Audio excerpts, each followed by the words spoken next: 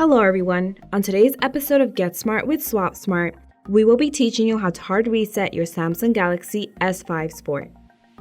Before we begin, make sure your device is powered off by pressing the power button.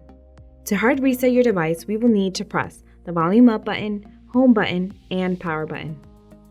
First, hold the volume up button, now the home button, and finally the power button until the Samsung logo appears, and release all buttons. Now wait until the Android recovery screen pops up. Do you have old devices not being used at home? Trade them in for cash at swapsmart.com. It's quick and easy.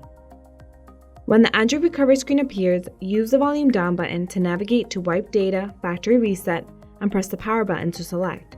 Navigate to yes by pressing the volume down button and confirm by pressing the power button.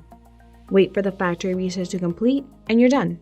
If you found this video helpful, please subscribe to our channel, like the video, or leave a comment. We'd love to hear from you. Thank you for watching. Until next time.